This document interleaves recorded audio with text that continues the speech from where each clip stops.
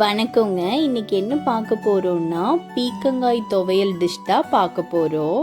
அதுக்கு இன்னைக்கு நான் 2 மீடியம் சைஸ் பீர்க்கங்காய் எடுத்திருக்கேன். பீர்க்கங்காயோட ஓரத்தில் 2 சைடும் கட் பண்ணிவிட்டு பீர்க்கங்காவை நல்லா வாஷ் பண்ணி எடுத்துக்கலாம். வாஷ் பண்ணதுக்கப்புறம் தோல் சீவுறதை வச்சு பீர்க்கங்காவை நல்லா சீவி எடுத்துக்கலாம்.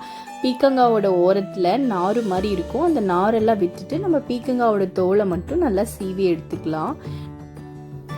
பீர்க்கங்காவோட தோலுக்கு மருத்துவ குணம் வாய்ந்ததுன்னு எல்லாரும் சொல்லுவாங்க. ஸோ அதனால் நம்ம எப்போ பீர்க்கங்காய் செஞ்சாலும் அதோட தோலை வேஸ்ட் பண்ணாமல் இந்த மாதிரி சட்னி செஞ்சு பார்க்கலாம். எப்படி செய்யலான்னு பார்க்கலாம் வாங்க. ஒரு வானலில் 2 ஸ்பூன் எண்ணெய் கொஞ்சம் ஆட் பண்ணி, எண்ணெய் நல்லா காஞ்சதுக்கப்புறம் 2 ஸ்பூன் உளுத்தம்பருப்பு சேர்த்து, இது கூட 1 ஸ்பூன் கடலைப்பருப்பு, இது ரெண்டும் நல்லா கொஞ்சம் பொரிஞ்சதுக்கப்புறம் ஒரு 5-6 வரமிளகா காரத்துக்கு ஏற்ற மாதிரி சேர்த்துக்கலாம்.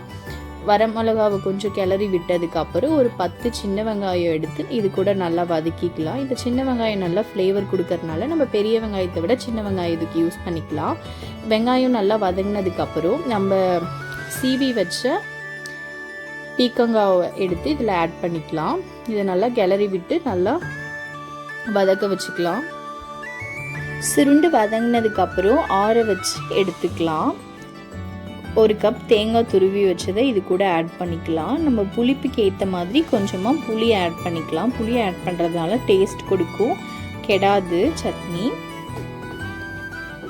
இப்போ கொஞ்சமாக கல்லுப்பு தேவையான அளவுக்கு ஆட் பண்ணிவிட்டு நம்ம ஆஃப் பண்ணி ஆற வச்சு எடுத்த லைட்டாக இது கூட தண்ணி சேர்த்து நல்லா அரைச்சி எடுத்துக்கலாம். ரொம்ப அரைக்காமல் ஓரளவு கொரன்னு அரைச்சி இந்த மாதிரி இந்த ஸ்டேஜ் வரும்போது பீர்க்கங்காய் துவையல் நம்மளுக்கு ரெடி ஆகிடும். இதுக்கு பர்ஃபெக்டான ஒரு தாளிப்பு கொடுத்துடணும்.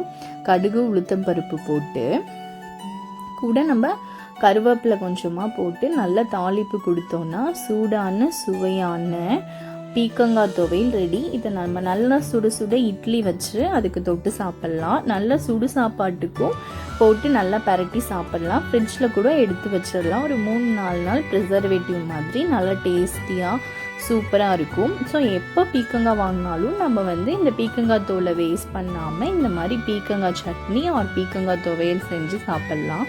மறக்காமல் லைக் பண்ணுங்கள், சப்ஸ்கிரைப் பண்ணுங்கள்.